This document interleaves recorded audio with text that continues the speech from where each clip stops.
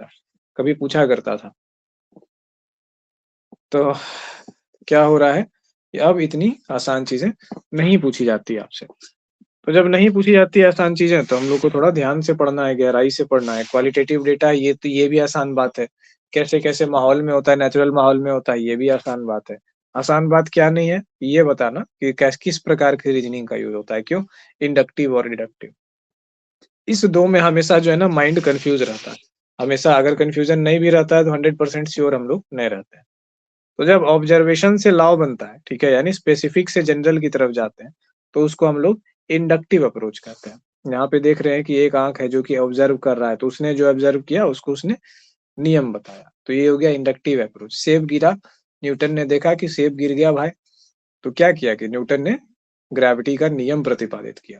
तो ग्रेविटी का नियम जब आपने प्रतिपादित कर दिया न्यूटन महोदय ने, तो उन्होंने किस अप्रोच का यूज़ किया? इंडक्टिव अप्रोच का यूज़ किया। कोई डाउट किसी को? तो इंडक्टिव अप्रोच में क्या करते हैं कि आप ऑब्जर्व करके यानी स्पेसिफिक कोई घटना हो रही है उससे आप जनरल लॉ बना रहे हैं, और डिडक्टिव में क्या करते हैं कि जनरल लॉ का यूज करके स्पेसिफिक घटना जो है ना कि हाँ ऐसा ऐसा इस लॉ के मुताबिक ये चीज हो रही है। तो यानी कि प्रैक्टिकल से जब थ्योरी की तरफ आ रहे हैं ना, तो इंडक्टिव अप्रोच हो रहा है, और थ्योरी से प्रैक्टिकल की तरफ जा रहे हैं तब डिडक्टिव अप्रोच हो रहा है। जैसे दो करंट क्या बोलते हैं, एक बल्ब में बिजली जल रही है, ठीक है? एक बल्ब जल रहा है, उसमें बिजली जा रही है उस वायर के थ्रू। तो ये नॉलेज कैसा हुआ? ये डिडक्टिव नॉलेज हुआ। क्यों? क्योंकि हमने इलेक्ट्रिसिटी के बारे में थ्योरी पढ़ा है, तो हमारा नॉलेज कहाँ से आया? थ्योरी से, कि इलेक्ट्रिसिटी फ्लो करती है। कहाँ से कहाँ फ्लो करती है? वोल्टेज का जब डिफरेंस रहता है, वोल्टेज किसको कहते हैं? डिफरेंस इन चार्ज, है ना? जब इलेक्ट्रिक चार्ज का अंतर होता है, तो उसको हम लोग कहते हैं वोल्टेज। तो ज़्यादा अंतर होता है, तो ज़्यादा तेज़ी से मतलब ये चीज़ जाएगा, बिजली जाएगी। तो तेज़ी से बिजली जाएगी, तो ये हम लोग क्या जानते हैं कि इलेक्ट्रिसिटी का लॉ है, तो उस लॉ के आधार पे हमने उस सिचुएशन को समझा, तो ये हो गया डिडक्टिव अप्रोच, ठीक है?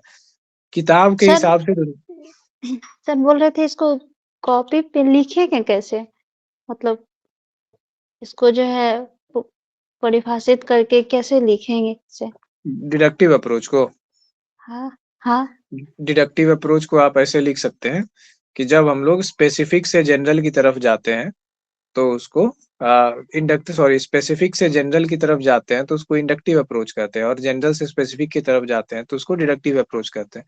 तो ऐसे बुक में और लिखने में ऐसे लैंग्वेज का उपयोग होता है। और जैसे हम आपको सरल भाषा में समझा रहे हैं कि स्पेसिफिक टू जनरल के जाने का क्या मतलब हुआ? स्पेसिफिक मतलब हुआ किसी विशिष्ट, ठीक है? जब किसी विशिष्ट घटना से, लिख लीजिए, जब किसी विशिष्ट घटना या अवलोकन से एक सामान्य निष्कर्ष पर पहुंचा जाता है, सामान्य निष्कर्ष के बगल में सामान्य नियम ब्रैकेट में लिख लीजिए, पर पहुंचा जाता है, तो उसे इंडक्टिव अप्रोच कहते हैं।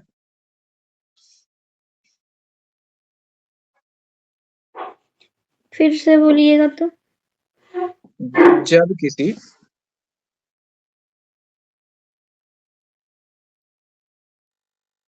विशिष्ट या विशेष घटना ब्रैकेट में ऑब्जर्वेशन से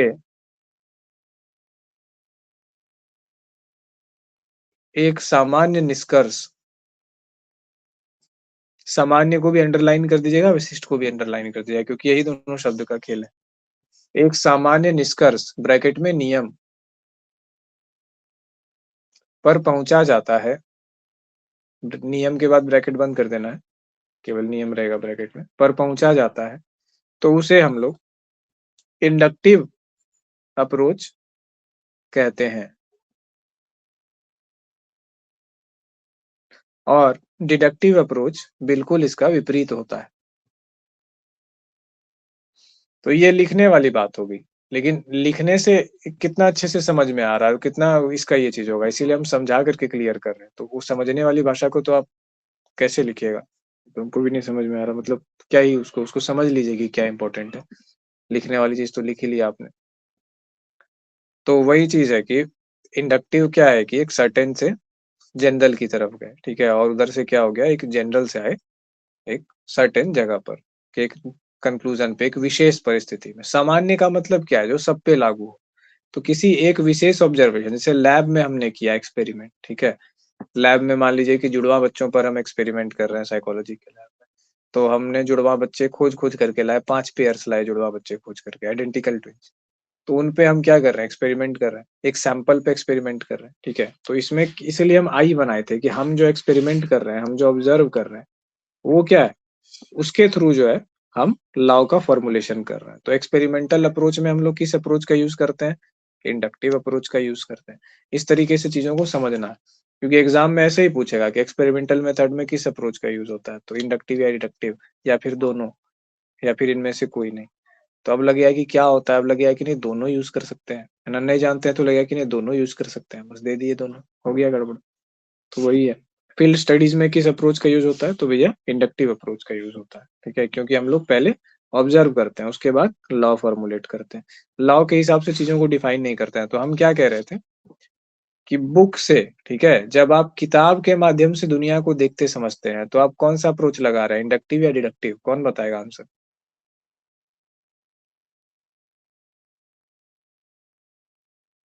डिडक्टिव। हाँ, ठीक है। और आप दुनिया को देख कर के उसके बारे में किताब में लिख रहे हैं, ठीक है? इंडक्टिव।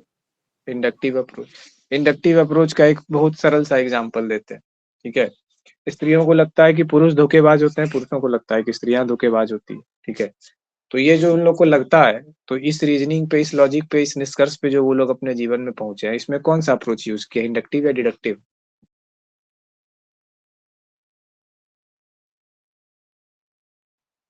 रिपीट कीजिएगा।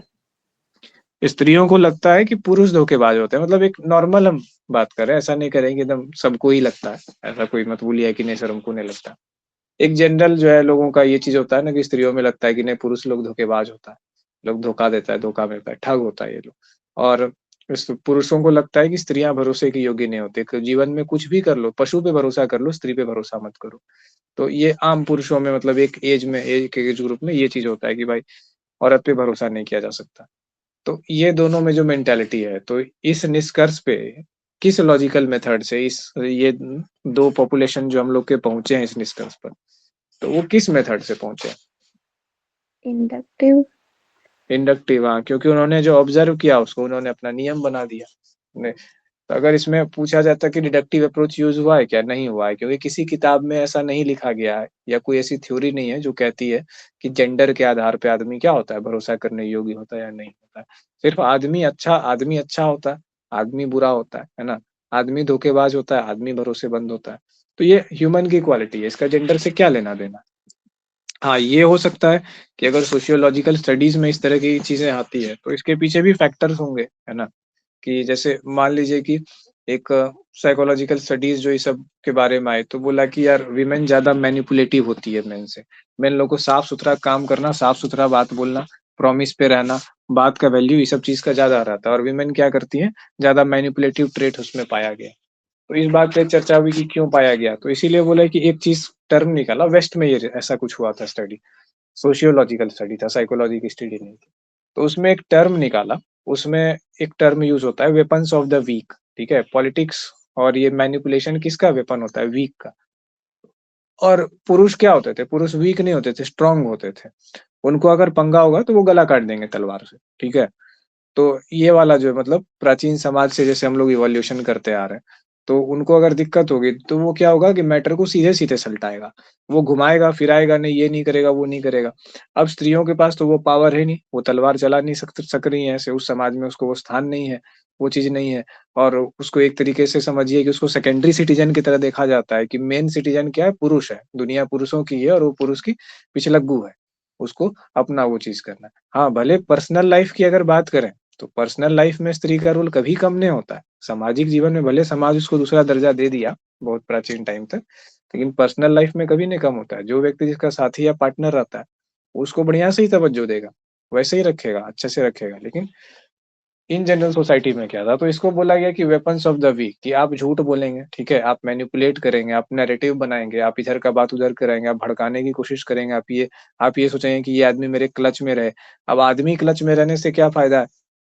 आदमी पैसा भी कमाता है, आदमी इन्फ्लुएंस भी करता है, आदमी के पास पावर होता है, आदमी अगर 4 लोगों को बोल दिया ऐसा-ऐसा तो वैसा काम हो जाएगा। तो पुरुष को वश में करने के बहुत फ़ायदे मिल जाते हैं स्त्रियों को। इससे उनका जीवन आसान हो जाता है और अगर पुरुष वश में नहीं है, तो फिर अपने हिसाब से जैसे उसको अगर बुरे तरीके से रखता है, तो फिर दिक्कत है या फिर स्त्रियों का अपना सपना जैसा तो कुछ हो ही नहीं सकता है। क्योंकि आपको जो पुरुष देगा, आपको उसी में रहना है। अगर आपको कुछ प्राप्त करना है, तो उसके लिए आपको पुरुष को कन्विंस करना होगा और कॉन्फ्लिक्ट होंगे, बहुत सारी चीज़ें हो सकती है। तो इसीलिए उसको नाम दिया वेपन्स ऑफ द वीक।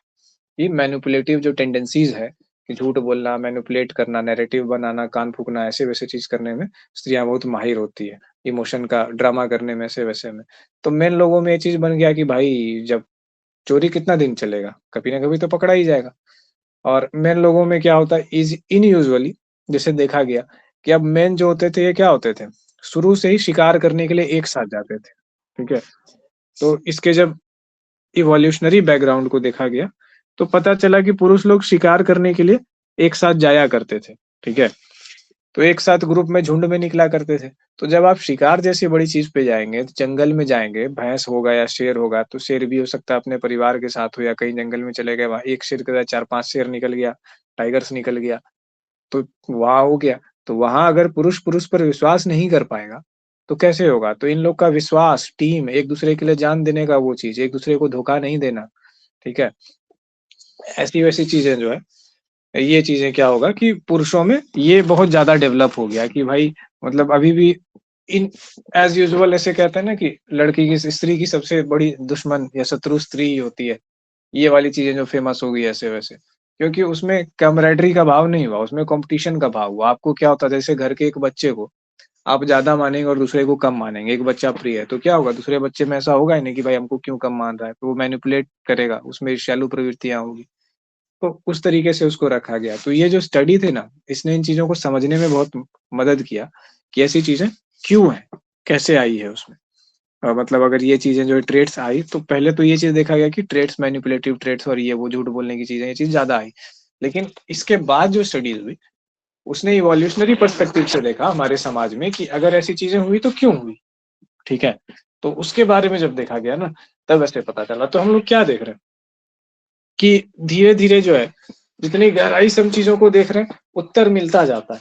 तो जब ये ट्रेट वाली चीज़ आई होगी, जब रिसर्च हुआ होगा कि ऐसे-ऐसे जो है ना, पाया गया कि स्त्रियों में ये सब चीज़ मैनिपुलेटिव बिहेवियर और ट्रेट्स ज़्यादा है, तो उस टाइम पे क्या हुआ होगा? पूरा हल्ला हुआ होगा, "ये स्त्रियाँ तो ऐसी होती है, वैसी होती है, इनमें मैनिपुलेटिव ट्रेट्स होता है।" सही बात है, पुरुष भरोसा नहीं कर सकते। बट उसके बियॉन्ड कोई गया कि नहीं गया? कि उसी को देख कर के मतलब ये करने लगा कि हाँ, ऐसे-वैसे, तो ये नहीं होने लगा। लोग क्या किए, उसके बियॉन्ड गए, रीज़न को देखे, रीज़न को जानने समझने की कोशिश की। तो हम लोग का जो रीज़न होता है, वो रीज़न 2 टाइप का है, इंडक्टिव रीज़निंग और डिडक्टिव रीज़निंग। तो इस अप्रोच से जाकर के पता चला ना जैसे ही कि इस हिसाब से जो है चीज़ें होने के कारण ऐसा हुआ और पुरुषों में ये चीज़ क्यों नहीं देखी जा रही? क्योंकि इन लोग का जो है ना इवोल्यूशनरी जो है लाखों साल से जो है ना पुरुष-पुरुष पे ट्रस्ट करने वाली बात है। और पुरुष जल्दी पुरुष को नुकसान नहीं पहुँचाना चाहेगा until and unless conflict of interest होगा। तो क्या होगा? पुरुषों में लड़ाई भी होगी तो कॉन्फ्लिक्ट ऑफ इंटरेस्ट के कारण होगा कि भाई कोई चीज़ है जैसे मान लीजिए कि एक जानवर है। अब हमको भी शिकार करना है, तुमको भी शिकार करना है। तो शिकार के लिए लड़ाई होगी। ऐसा कभी नहीं होगा कि जो हम तुमको मार दें, तुमको खत्म कर दें। इन जनरल जो है ना, ऐसे ट्रेट्स कम देखे गए उसमें कि नुकसान पहुँचाने की प्रवृत्ति कम देखी गई। हाँ, लेकिन पुरुषों में कॉम्पिटिशन ज़्यादा देखा गया। क्यों? क्योंकि शिकार करने जब आप जाते हैं, तो आप ग्रुप में जाओगे, तो उस समाज में आपका वर्थ क्या होगा? ब्रेवरी पर होगा कि आप कितने ब्रेव हो, आप कितने बहादुर हो, आप कितने बुद्धिमान हो, कितने लोगों का आप जान बचा पाए, कैसे जो है सिचुएशन को टैकल कर पाए। उस क्राइसिस में सोचिए कि कौन कहाँ मरेगा, किससे टकराएगा, किसको बाघ चीरेगा, किसको भालू लपेटेगा, है ना? वैसे सिचुएशन में जब होते थे आप ग्रुप में, तो कितना ताकतवर है, कौन बहादुर है। तो पुरुषों में ये चीज़ हुई कि ज़्यादा से ज़्यादा हमें बेटर बनना है, ताकतवर बनना है, बहादुर बनना है, बुद्धिमान बनना है और क्या करना है, सोशल रहना है। जब खुद ताकतवर, बुद्धिमान और बहादुर बने तो अपने साथ 10 को और खड़ा करना है और फिर अपना टीम बनाना है, ताकि शिकार में जा सके एकदम पूरा एक से एक शिकार घर में लाए, एकदम घर में पार्टी चले, वार करे, ठीक है? दूसरे ट्राइब को हराएँ, उसका ज़मीन हथियाएँ। तो इस तरीके की चीज़ें पुरुषों में डेवलप हुई और विमेन में इनसिक्योरिटीज़ वाली बात थी। अब ये चीज़ है कि इनसिक्योरिटीज़ वाली बात जहाँ पे रहेगी तो ये क्या हो गया कि इस तरीके से चीज़ें निकल कर के सामने आई। तो एक साइंटिफिक प्रोसेस फ़ॉलो हुआ, लेकिन जब आपने हम लोग कहते हैं ना प्रेजुडिस, प्रेजुडिस का मतलब पहले ही जज कर लेना। इस शब्द का हिंदी में यही मतलब है कि बिना जाने जज कर लेना, बिना चीज़ों को देखे। तो ये जो स्टेटमेंट था कि स्त्रियों को लगता है पुरुष भरोसे के योग्य नहीं होते, पुरुषों को लगता है स्त्री भरोसे के योग्य नहीं होते। ये क्या है? प्रेजुडिशियल स्टेटमेंट है। लेकिन कोई भी स्टेटमेंट या कोई भी डिसीजन मेकिंग होता है, भले ही वो क्या बोलते हैं लॉजिकल हो, ना हो, रैशनल हो, ना हो, उसमें लॉजिक तो लगेगा ही। क्योंकि हम लोग का ब्रेन क्या है? लॉजिक करने का मशीन है। भले वो फॉल्टी लॉजिक लगाएगा, टूटा-फटा हुआ लॉजिक लगाएगा, लेकिन लॉजिक और रीज़न लगाएगा। तो हम लोग को क्या करना है? जो एवरीडे डिसीजन मेकिंग होती है या कोई बात सुनते हैं, तो जैसे अभी हम पूछे ना कि कौन-सा अप्रोच इसमें लगा होगा, किस अप्रोच का यूज़ करके, तो उसको ना देखने की कोशिश कीजिए। जैसे एक फिज़िक्स का जो प्रोफ़ेसर होता है या फिज़िक्स का जो रिसर्चर होता है, वो क्या करता है, वो चलती बस में उसको फिज़िक्स देखने का कोशिश करता है, उसको फिज़िक्स दिखाई पड़ता है कि चक्के की गति इतनी है, ऐसे गति से घूम रही है, इस एंगल से घूमेगा, ब्रेक लगेगा तो इतने देर में जा कर के रुकेगा, है ना? ऐसे करके स्क्रीच होगा टायर जो ऐसे करके एकदम घसीट करके स्टाइल से ऐसे करके होगा, तो ये चीज़ है। फिज़िक्स की जितनी अच्छी जिसको समझ होती है, उतना अच्छा स्टंट्समैन हो सकता है। बाइक और ये वो सिचुएशन जो है ना, खराब सिचुएशन में भी मोटरसाइकिल चला सकता है। अपने साथ भी जो है फिज़िक्स का शौक होने के कारण ये हुआ। बुरा से बुरा सिचुएशन में मोटरसाइकिल अपनी जल्दी नहीं गिरती है। पीछे कोई बैठा हो तो अलग बात है, तब बैलेंस नहीं हो पाता। तो यही है कि आप हम लोग को क्या करना है, जैसे रिसर्च मेथड पढ़ रहे हैं, डिडक्टिव इंडक्टिव अप्रोच पढ़ रहे हैं। अब इंडक्टिव डिडक्टिव अप्रोच इतना इम्पोर्टेंट है, कि जब तक आप इसको कॉमन लाइफ़ पे अप्लाई करके ना इसे देखेंगे नहीं, कोई आदमी किसी निष्कर्ष पे पहुँचा, मान लीजिए आप ही के घर में, है ना? या कोई कुछ बात बोला या आप किसी निष्कर्ष पे पहुँचे, तो उसके पीछे का लॉजिक देखने का कोशिश कीजिए कि कौन से लॉजिक और कौन से रीज़न का हमने यूज़ किया। अब बोलिए कि सर आप ये क्यों करवा रहे हैं, इसका क्या फ़ायदा होगा? इसका फ़ायदा ये होगा कि आप में ये एबिलिटी डेवलप होगी और नेट में ऐसे क्वेश्चन्स आते हैं। नेट में क्वेश्चन्स आते हैं लॉजिक के फेलियर के, जिसको हम लोग कहते हैं लॉजिक फैलेसीज़।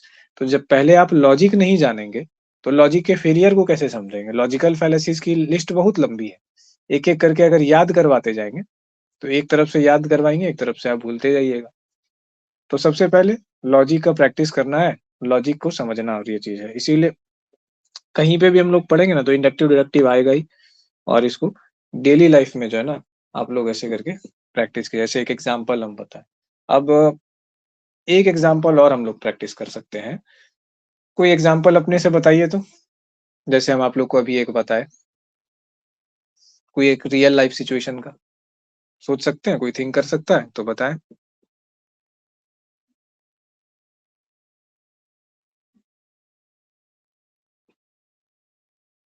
ये सब ना मूल चीज़ें हैं, पता है रिसर्च मेथड की। ये आप लोग ना बिल्कुल भी उगताइएगा मत कि सर एक ही चीज़ को इंडक्टिव और डिडक्टिव को पढ़ा रहे हैं। इस सब चीज़ को समझना इतना क्रूशियल है ना कि इस सब चीज़ को समझ गए तो बाकी सब चीज़ इतना स्मूथली निकल जाएगा, जो देख के लग रहा है कि बड़ा है, विशालकाय है, इतना पढ़ना पड़ेगा, याद करना पड़ेगा ना। असल चीज़ें यहीं पे है। आप बड़ी-बड़ी चीज़ें पढ़ लीजिएगा और इसका रूट्स अगर सही से आपका सॉलिड नहीं होगा ना, तो फिर अटकिएगा और फिर बार-बार पीछे आइएगा, फिर पीछे आइएगा, आगे जाइएगा। तो इसी चक्कर में फँसे रह जाते हैं हम। इसीलिए बेसिक्स पार्ट पे जो है ना बहुत ज़्यादा ध्यान देते हैं कि एकदम खटाखट पीएचडी के इंटरव्यू में भी कहीं अगर जाइएगा, एक्सप्लेन कीजिएगा कहीं पे, तो पूछेगा आपसे कि जो है ना किस रिसर्च में किस अप्रोच का यूज़ किया है? अगर नहीं पूछेगा आप खुद से बोलिएगा कि इंडक्टिव अप्रोच का यूज़ किया है, तो खुद खुश हो जाएगा। क्योंकि आधा से ज़्यादा पॉपुलेशन जो है ना पीएचडी करने के बाद भी इंडक्टिव डिडक्टिव के बीच का ना अंतर समझ पा रहा है, ना ये समझ पा रहा है कि कहाँ उसे और कैसे उसको अप्लाई करना है। लॉजिक को कैसे पहचानना है कि इंडक्टिव लॉजिक लगा है कि डिडक्टिव। तो चलिए कोई एग्ज़ाम्पल नहीं दे पाए, तो हम एक आप लोग को केस देते हैं, सिचुएशन देते हैं। एक लड़की है, ठीक है? वो जो है उसके मतलब नॉर्मल ऐसे लड़की है, कॉलेज गोइंग है और उसके जैसे फ्रेंड सर्किल होते हैं सबके, लड़का-लड़की सब, तो वैसे उसके भी फ्रेंड सर्कल में कुछ लड़के भी हैं, कुछ लड़कियाँ भी हैं। बहुत ओपन नेचर की लड़की है, सबसे बातचीत कर लेती है, हँस बोल लेती है, ठीक है? तो अब इस लड़की को ये लगता है, ठीक है? कि लड़कों में मतलब जैसा इस लड़की का ये ओपिनियन है कि ड्रिंक करना या फिर मतलब वो लड़कों को ड्रिंक करने के बेसिस पे, स्मोक करने के बेसिस पे वो जज नहीं करते। उसको लगता है ये तो कॉमन बात है और इवन उसको ये थोड़ा क्लासी भी लगता है कि यार ड्रिंक करना तो मतलब क्लासी बात है, सिगरेट पीना थोड़ा क्लास वाला वो चीज़ है। इसको ऐसा भी लगता है। तो इस निष्कर्ष पे पहुँची है। अब इस निष्कर्ष के पीछे इसका लॉजिक और अप्रोच हमको खोल के बताइए आप लोग एक-एक करके। जो बताएगा पहले वो बोलिए कि हाँ हम बता रहे हैं।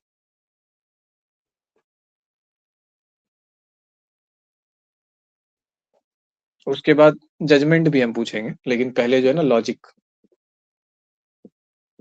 कि ये जो इस डिसीजन पे, इस निष्कर्ष के पे पहुंची है, तो किन किन लॉजिक के स्टेप से गई होगी, इसका दिमाग कैसे गुजरा होगा, इसका सैंपल क्या होगा, क्या ऑब्जर्व किया होगा इसने, अप्रोच क्या रहा होगा।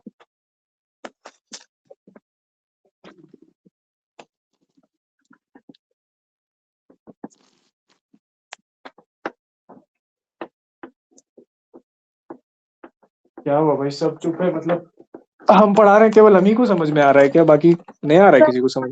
फिर बोलिएगा सर। हाँ, नहीं समझे, फिर से बोलिएगा। एक लड़की है, ठीक है, नॉर्मल इन जनरल लड़की है, उसको ये लगता है कि स्मोक करना, ड्रिंक करना जो है ना, मतलब जैसे उसके नॉर्मल लड़के भी दोस्त हैं, लड़कियां भी दोस्त है, भाई बहन भी है घर परिवार में, तो उस लड़की को ये लगता है कि ड्रिंक करना और स्मोक करना नॉर्मल बात है। वो ड्रिंक और स्मोक करने के बेसिस पे लड़कों को जज नहीं करती है, और नहीं उसको ये लगता है कि अगर मेरा कोई पार्टनर बने, है ना, या पति बने या बॉयफ्रेंड बने, तो अगर ड्रिंक स्मोक कर रहा है तो उससे कोई दिक्कत है। इवन उसको ये भी लगता है कि नहीं हम नहीं करते हैं, तो नहीं किए कभी तो नहीं करते हैं, पर ठीक है पार्टनर करेगा साथ में तो कर सकते हैं, तो बहुत क्लासी सा लगने वाला चीज है। ऐसी उसकी मेंटालिटी है।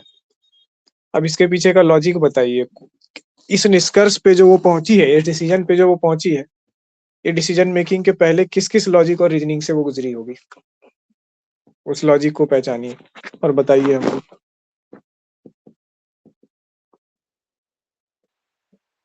लॉजिक फैमिली में ये सब हो करता सकता होगा है सर। कि निधि बोलिए पहले। वो अपना परिवेश में ऐसा ही देखी होगी कि हम्म कुछ-कुछ लोगों को, या फिर वो खुद फील ऐसा करी होंगी हम्म कि कोई अगर ज़्यादा काम कर रहा है या फिर ज़्यादा एक्साइट होके या हम्म फिर ड्रिंक कर लिया नॉर्मली, तो इससे कोई बड़ा इश्यू नहीं है, तो उसका हम्म ये थिंकिंग ऐसा हो गया कि हाँ चलो ये नॉर्मल बात है, कोई भी कर हम्म लिया तो कोई बात नहीं। हम्म। तो इससे इस नेगेटिव भी थिंकिंग, हो सकता है। उस हम्म, उम, इसको इंडक्टिव अप्रोच में ले सकते हैं, ठीक है। और इसके हम्म विपरीत भी हो सकता है कि कोई लड़की है कि वो सोचे नहीं, ड्रिंक करना सही नहीं है, हम्म। दोनों हो सकता है।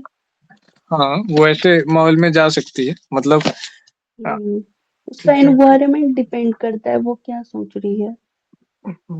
तो लॉजिक ये है कि उसने कौन सा लेवल ऑफ लॉजिक लगाया, इंडक्टिव, ठीक है। अब क्या कशा बताइए, आप क्या बोल रहे थे? सेम बात है सर, क्योंकि उसके फैमिली में सब ऐसा करता होगा, और फिर उसको उसका दुष्प्रभाव भी नहीं लगता होगा कि ऐसा करने से किसी के को कोई साइड इफेक्ट हुआ है, हम्म तो इसलिए वो इसको नॉर्मल समझ रही थी। हम्म हम्म। ठीक है, तो उसके लिए ये चीजें क्या थी, नॉर्मल थी ऐसा वैसा। चलिए अब यहाँ पर से ना सिचुएशन चेंज कर देते हैं, स्मोकिंग को रिप्लेस कर देते हैं फ्लर्टिंग से, ठीक है। उसको लगता है कि फ्लर्टिंग जो है नॉर्मल चीज है, ये तो बहुत नॉर्मल चीज है, मेल फीमेल के बीच में फ्लर्टिंग तो होता ही है, कहीं पे भी हो, ऑफिस में हो, दोस्त हो या कुछ भी हो, तो हेल्दी फ्लर्टिंग होता है, ये वो चीज है। ये क्या कहता है, अगर इसका ओपिनियन ऐसा है तो? सेम होगा। हम्म, ठीक है। अब इसको, इस चीज को, फ्लर्टिंग को नाउ हम लोग धीरे धीरे डार्क साइड घुसते जा रहे हैं, लेकिन पेशेंस रखिएगा, कैसे चीजें देखती है, बदलती है, कैसे लोगों को एनालाइज किया जाता है, ये भी चीज साथ में सीखिएगा। सेम चीज को आप मैनिपुलेटिव बिहेवियर से कर दीजिए, स्मोकिंग को रिप्लेस कर दीजिए, ड्रिंकिंग और ये सब चीजों को आप मैनिपुलेटिव बिहेवियर से रिप्लेस कर दीजिए, और फ्लर्टिंग वाले बिहेवियर को भी मैनिपुलेटिव, मैनिपुलेशन, तो क्या होगा?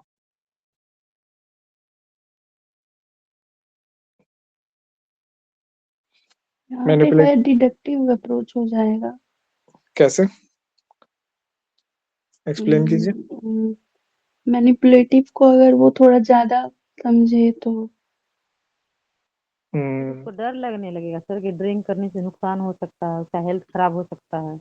नहीं नहीं, ड्रिंक ड्रिंक नहीं हटा दीजिए, जैसे हम ड्रिंक बोले ना नहीं, कि मैनिपुलेटिव यहाँ पे है कि हम्म। वो उसको लग रहा है कि मैनिपुलेट करना तो मतलब ये नॉर्मल चीज है, सब लोग करता है, ये तो नॉर्मल ही बात है, इसको स्मार्टनेस समझती है वो। ठीक है, कि तो स्मार्टनेस है, ये सिचुएशन को हैंडल करना है। जैसे लोग नहीं बोलते हैं बी प्रैक्टिकल, बी स्मार्ट, थोड़ा ये बनो, झूठ जाट हम्म। बोलना और ऐसे वैसे लोगों को टरका देना, माइंड फिरा देना। कोई कुछ मांगने पूछने के लिए आया, उसको कुछ और ऐसे टरका दिया और अपने आप को स्मार्ट समझने लगे। तो ये उस ये गुण जो है, ये चीज उसको क्या लगेगी कि ये भी जो है स्मार्टनेस है। मैनिपुलेशन क्या है? स्मार्टनेस है, इंटेलिजेंट होने का प्रतीक है। ऐसा लगेगा उसको? नहीं लगेगा। क्यों लगेगा? उसने आसपास में यही दिखा।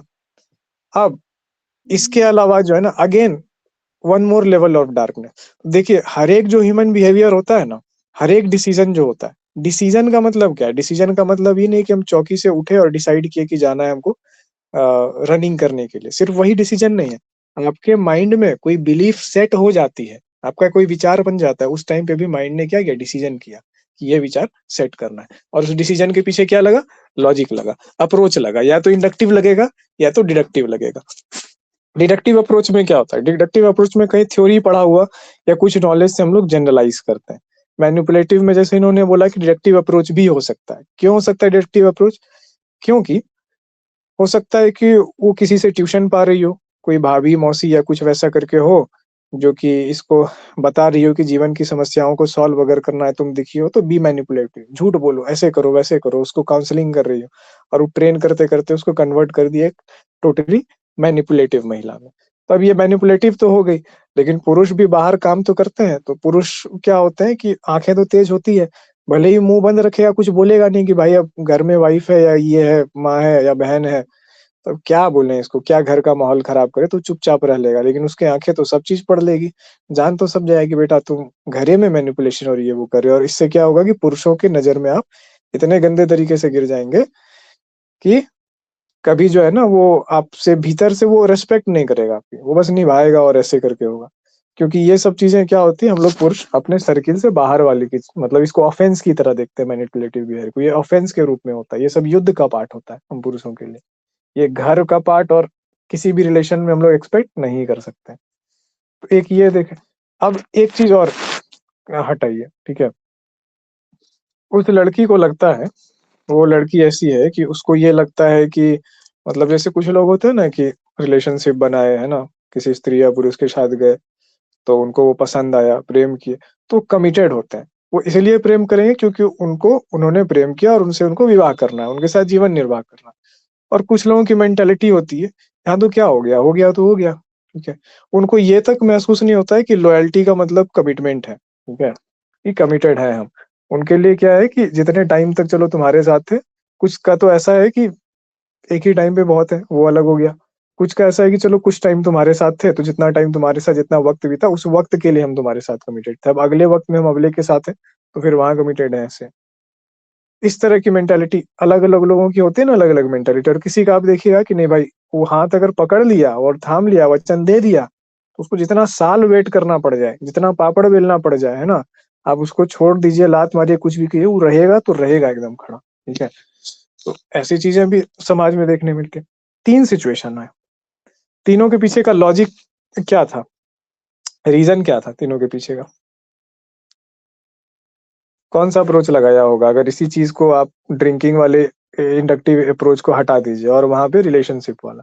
तो अब जैसे कोई लड़की या कोई लड़का, हम लड़की का एग्जांपल दे रहे हैं, आप लोग इसको पर्सनली मत लीजिएगा, समझने के लिए।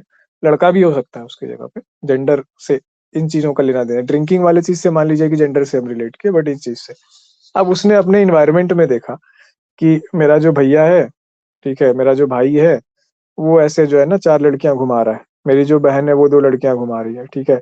पिताजी फ्लर्ट करते हैं ऐसे वैसे। अब अंकल जो आता है, पापा के एब्सेंट में रहता है, तो अंकल और माँ में जो है भाभी देवर करके फ्लर्ट हो रहा है, ठीक है। अब जीजा जो है, जीजा इस बात पे एकदम तुला हुआ है कि जो है ना कि आधी घरवाली जो है एकदम साली को एकदम बना के ही रखना है। बोलता है आधी घरवाली, लेकिन कोशिश करता है 3 कोना घरवाली बनाने का, ठीक है। तो ऐसी चीजें जब वो आसपास बार बार देख रही है, एक टाइम तक क्या होगा, उसके लिए चीजें नॉर्मलाइज हो जाएंगी। उसको लगेगा कि हाँ ये तो नॉर्मल बात है, फिर उसको ये चीजें ऑफेंसिव नहीं लगेंगी। तो ऐसे ही करके इसको एक लेवल और डार्क बनाते हैं। चलिए, अब थोड़ा विचित्र सा लग रहा है, थोड़ा खराब लग रहा है। और एक लेवल डार्क बनाते हैं। जहाँ भी सेक्सुअल हैरेसमेंट का केस होता है वहाँ आप लोगों ने सुना होगा ग्रूमिंग। ग्रूमिंग वर्ड जानते हैं कि नहीं आप लोग? सुने हैं? कोई ऐसी लड़की है जिसने ग्रूमिंग वर्ड नहीं सुना है? नहीं सुने थे। बहन सुन लीजिए इसको, आप बढ़िया से जान समझ लीजिए ग्रूमिंग को, ठीक है? लड़कियों को कुछ समझ में आए ना आए, ग्रूमिंग वर्ड जरूर समझ में आना चाहिए हर एक लड़की को धरती पर। तो ग्रूमिंग कुछ ऐसा ही चीज होता है कि आपको ना चीजें नॉर्मलाइज लगने, आपको लगने लगता है कि ये तो नॉर्मल बात है, नॉर्मलाइज चीजें हैं, ये तो नॉर्मल सी चीजें हैं। आपका उपयोग नहीं किया जा रहा है, आपको मेंटली या इमोशनली या फिजिकली आपको यूज नहीं किया जा रहा है, आपको लग रहा है ये तो नॉर्मल बात है, ठीक है? किसी दिन जा करके ना जब एहसास होता है कि यार ये तो नॉर्मल नहीं था, हमको तो ये नॉर्मल लग रहा था, और ये नॉर्मल नहीं था, ये तो ऐसा ऐसा चीज था, ये तो बहुत ऑफेंसिव था, बट हमको कभी ऑफेंसिव फील नहीं हुआ। कभी ऐसा ऑफेंसिव हमको फील नहीं हुआ। कभी अचानक से किसी आदमी ने बोला या कहीं सुन लिया, जान लिया ग्रूमिंग के बारे में, तब ऑफेंसिव फील हुआ कि अरे यार हम कहाँ थे, मेरा दिमाग क्यों नहीं काम किया? फिर भी यकीन नहीं कर रहा है, दिमाग में द्वंद आ रहा है, क्योंकि आप अगले आदमी में ट्रस्ट कर रहे थे।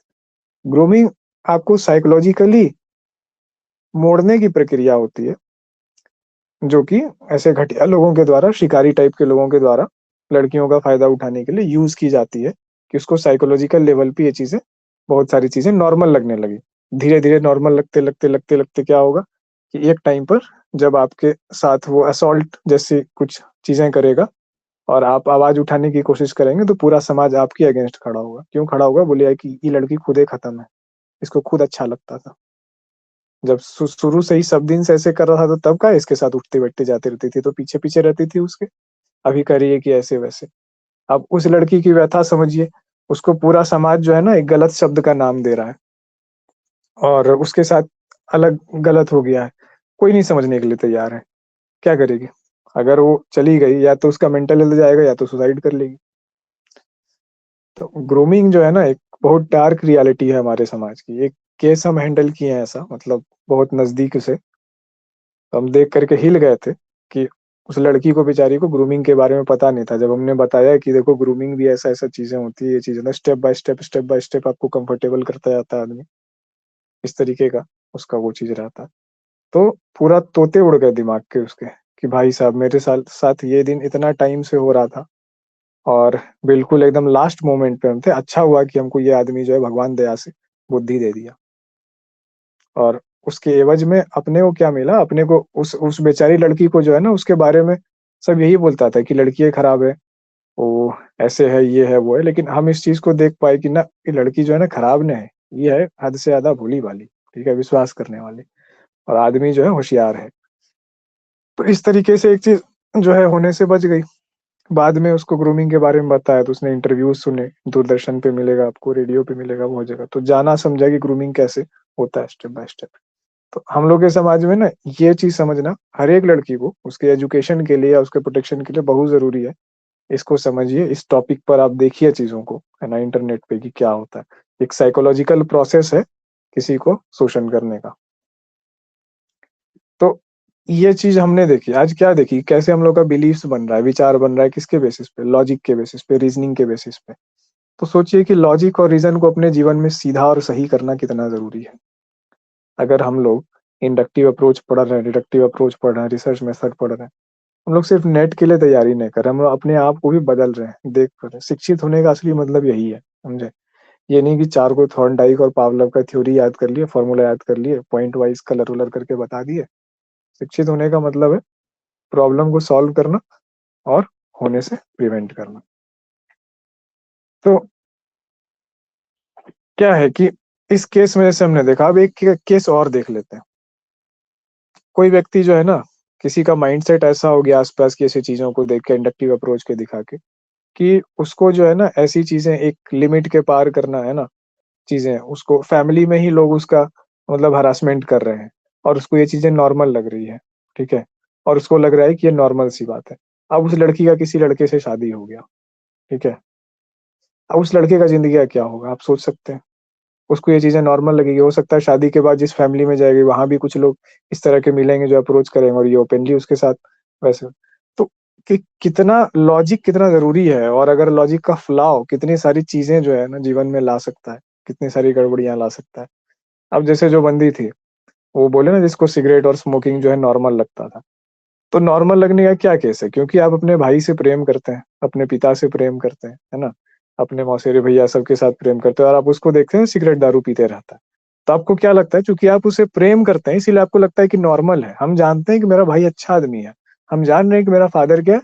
एक अच्छा आदमी है। तो क्या हुआ शराब पीता है? तो इससे आप किस निष्कर्ष पे पहुँचे कि शराब पीने वाला, सिगरेट पीने वाला आदमी क्या होता है? उससे कोई फ़र्क नहीं पड़ता, उससे कोई लेना-देना नहीं है, वो अच्छा आदमी होता है। बट आपने क्या मिस कर दिया? आपने मिस ये किया कि वो व्यक्ति मेरे साथ रिलेशन में अच्छा है। एज़ अ पर्सन कैसा है नहीं है, पता नहीं। सिंपली कोई व्यक्ति आपके साथ रिलेशन उसका अच्छा नहीं है, तो आप उसको क्या जज कर लेते हैं कि आदमी ही खराब है? नहीं हम लोग करते हैं। जिसका मेरे साथ रिलेशन अच्छा नहीं है, तो हम लोग कहते हैं अच्छा आदमी नहीं है। तो क्या एक लॉजिकल तरीका है ये जज करने का? बताइए?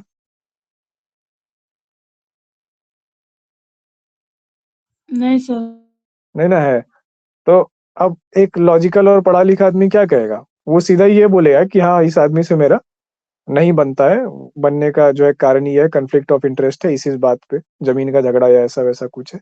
आदमी के बारे में बोला एक ऐसा आदमी तो बोलेगा नहीं अब उसका ज़मीन पे दोनों का दावेदारी है, तो वो अपनी जगह ठीक है, वो लड़ेगा, हम भी अपनी जगह ठीक है, लड़ेंगे। आदमी वो खराब नहीं है। ये हुआ प्रॉपर ट्रुथ वाली चीज़ और ऐसे कि प्रॉपर जजमेंट करना।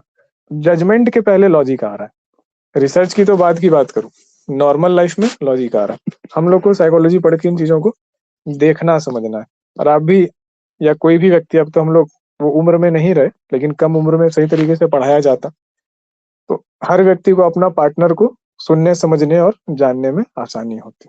ठीक है? अब जिस जिस लड़की को लग रहा है कि सिगरेट, दारू पीना कोई नॉर्मल बात है, कुछ ये नहीं है, तो उसके लिए क्या है, 2 सैंपल है सामने। एक लड़का है जो क्लीन है, जो बिल्कुल नहीं करता है और एक लड़का है जो सिगरेट, दारू सब पीता है। उसके लिए दोनों बराबर है। जब दोनों बराबर है तो जजमेंट अच्छा हुआ क्या? इसको जजमेंट अच्छा कहेंगे? नहीं सर। आप लोग की नज़र में कौन लड़का अच्छा होना चाहिए? जो कि कोई नशा नहीं करता हो या फिर जो नशा-वशा करता हो? उसको नहीं। नॉर्मल बताता। जो कुछ नहीं करता हो। क्लीन क है, ठीक है। अब मान लीजिए कि कोई ऐसी लड़की है, इसको लग रहा है कि हाँ, वो ऐसे परिवेश में पली-बड़ी और उसकी शादी ऐसे व्यक्ति से होगी या फिर उसके साथ में कोई पार्टनर है, शादी से पहले ही, जो कि मतलब उसको इस बात से फ़र्क नहीं पड़ रहा है कि नशा कर रहा है कि नहीं कर रहा है। तो वो सही डिसीज़न ले रही है या गलत डिसीज़न ले रही है? ये उस पे डिपेंड है, अगर वो रह रही है अच्छे से हुँ, किसी के हुँ, साथ हुँ, तो सही है, नहीं रह पा रही है तो गलत है। हुँ, ठीक है। अदर किसी का ओपिनियन बताइए? सबका सेम ओपिनियन है? नहीं सर, क्या बोले? फिर से बोलिए तो। सर गलत ही है, चाहे वो उसने अपने क्या साथ में रहे या न रहे, गलत ही है। चॉइस जो है आपके हिसाब से गलत है, ठीक है। हम डिबेट नहीं करवा रहे हैं, इन्हें कि एक-दूसरे का काउंटर करने लगे, हम सिर्फ ओपिनियन पूछ रहे हैं आप लोग का। नहीं, नहीं सर, पढ़ाई के मामले में कोई डिबेट नहीं। हुँ, तो यहीं पे अब आप निखत बताइए कि जैसे कोई लड़की है, ठीक है? कोई मान लीजिए कि ए नाम की लड़की है, उसके लिए मैटर ही नहीं करता है कि लड़का शराब, सिगरेट पी रहा है, दारू पी रहा है कि नहीं पी रहा है, बस उसके लिए अदर चीज़ें मैटर कर रही है और उसने इस बेसिस पे जज करके एक पॉसिबल आदमी के साथ रिलेशन में आई जो शराब, सिगरेट, दारू सब कुछ पीता है। तो वो सही काम कर रही है या नहीं कर रही है? नहीं सर, बिल्कुल नहीं। क्यों? वो सही है ही नहीं, शराब दारू पीने वाला बिल्कुल सही नहीं हो सकता है। ओके, मतलब वो अच्छा आदमी नहीं हो सकता है। नहीं हो सकता है सर, हाँ? नहीं हो सकता है सर। ओके, आए तो दिन मोहल्ले में देखते हैं सर, पी के जो हाँ, बक-बक करता है, हुँ, इतना गुस्सा आता है मुझे, मन करता है दो तमाचा ठीक है। खींच। ओके, सही है। तो आपने अपने आस-पास के एनवायरनमेंट में देखा कि जो लोग शराब, सिगरेट पीते हैं, वो लोग अच्छे अच्छे नहीं नहीं होते होते। हैं। वो लोग ये करते हैं। तो आपने क्या किया इंडक्टिव अप्रोच लगाया, उसके ऊपर आप इस निष्कर्ष पे पहुँचे कि जो है कि अच्छे नहीं होते और उसने गलत डिसीज़न लिया, ठीक है? जी। अब कोई लड़की है, वो देख रही है कि नहीं सारा काम सही कर रहा है, बड़ा बढ़िया आदमी है, मतलब सब कुछ बस उसका ये चीज़ है कि वो ड्रिंक करता है और स्मोक करता है, गड़बड़ कुछ नहीं कर रहा है वो। इवन बहुत अच्छा आदमी है, एकदम देवता के जैसा है, बट ये चीज़ें कर रहा है। तो उसका जो डिसीज़न होगा, उसका जो अप्रोच होगा, वो आपसे अलग होगा ना? जी सर, होगा। क्यों लेकिन क्योंकि एक बात है सर, अगर वो देवता जैसा है, तो हुँ, वो लड़की कोशिश करे तो दारू छोड़ सकता है, उसमें क्या है? हाँ, वो चीज़ है और कई लोगों के लिए ना मतलब मेंटालिटी अलग होती है। जैसे हम लोग लोअर और मिडिल क्लास लोग इसको अच्छे वे में नहीं देखते हैं। हाई क्लास नहीं के लोगों सर, का मेंटालिटी अच्छा है, मतलब जिसका अलग इच्छा है थोड़ा। रहता है ना सर, वो कभी हाँ, नहीं छोड़ सकता। हाँ, हाई क्लास लोगों का मेंटालिटी, अब जैसे मेरे ही एक अपने बड़े पापा है, वो कमिश्नर थे और उस टाइम पे हम +2 में इंटर में थे, ठीक है? और वहाँ पे वो बाहर रहते थे, मतलब पटना में रहते थे, अब दिल्ली में रहते हैं भैया लोग। तो फादर के मतलब घर में भैया लोग ला करके बियर पीते थे और हमको इतना गुस्सा आता था देख करके। फादर ड्रिंक करते थे, तो फादर के सामने और साथ में तो बड़ा होके करने लगा, बट उस एज में क्या होता था कि वो लोग भी, दोस्त लोग आता था तो ड्रिंक करता था, मम्मी लोग भी घर में रहती थी, तो उन लोग के लिए नॉर्मल वैसे करके बात था, वो लोग कोई राड़ा नहीं फैला रहा था। बट अब क्या है कि इसके पीछे ना बहुत सारे पर्सपेक्टिव है, मॉरल पर्सपेक्टिव है, रिलीजियस पर्सपेक्टिव है, अपना अलग अलग वो थॉट प्रोसेस है। तो हम लोग ये देख रहे हैं कि हम लोग कौन सा अप्रोच लगा रहे हैं और कौन से सैंपल को देख रहे हैं। अलग अलग सैंपल पे क्या हो जाती है, चीजें अलग अलग हो जाती है। लोअर मिडिल क्लास के सैंपल में जहाँ पे आदमी फ्रस्ट्रेटेड है, ठीक है, आप शराब और इंटॉक्सिकेटिंग चीजें लीजिएगा तो क्या होगा, मेंटल हेल्थ आपका और खराब होगा।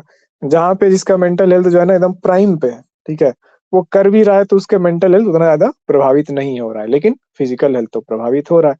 अब ये लड़की का चॉइस है कि उसको देख करके समझने उजने का है।